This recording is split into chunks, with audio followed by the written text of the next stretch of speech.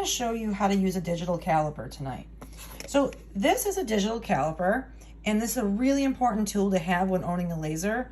This measures the thickness of your wood, especially if you're buying files that have to fit together, such as my 3D files or files that have to fit into slots. You're going to need your exact thickness of your material.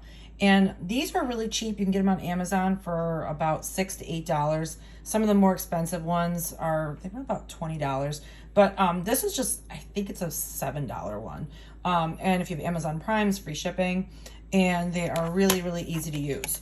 So what you want to do is when you turn it on, you want to make sure that you zero it out. That's calibrating it. So you want to open it and close it. Make sure you hit the 0. And then it's ready to go. I have mine set to inches for America, but you can also click it again and then it will be on millimeters for the metric system.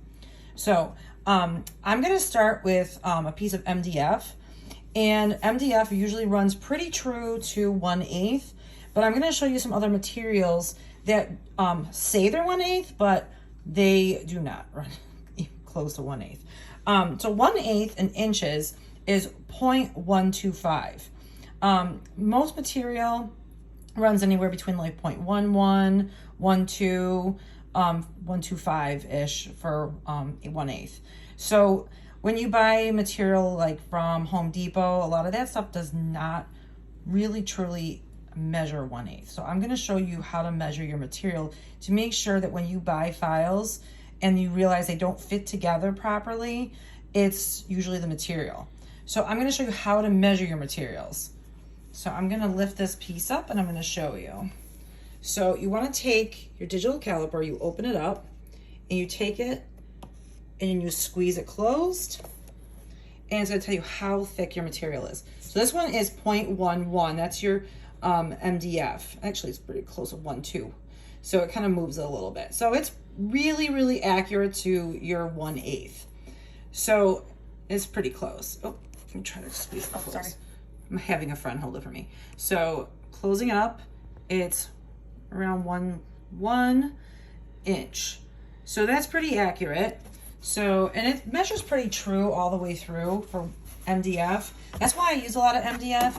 It cuts nicely and it's strong and it measures pretty accurately. So I'm going to show you another piece of material. This is acrylic that I got from Houston Acrylic, and I'm going to show you, I'm going to see again, make sure that it's all calibrated. And this is 1/8 inch and measures pretty accurately. So this would work with a file that's for a 1/8 inch. So that will work really well. So Houston Acrylic is pretty spot on. So this is some pre-finished wood that I got from GS2 Awards. So I'm going to just go ahead and measure this. And pretty spot on. So that is 1/2. So that would work with all of my files. This is some medium draft board that I got from Glowforge, and I'm going to just measure that, and spot on. So that is some good material. So that's really good. Now I'm going to show you some of the material from Home Depot. This says it's 1/8, but we're going to measure it. So, yikes, does not measure a true 1/8. So that's why when you buy materials from off brands, it does not measure out. So that's why I do not recommend buying your materials from Home Depot and other places. You can use that if you're doing like Christmas ornaments or something, but if it's one of those files that has to fit together perfectly, it's not going to work.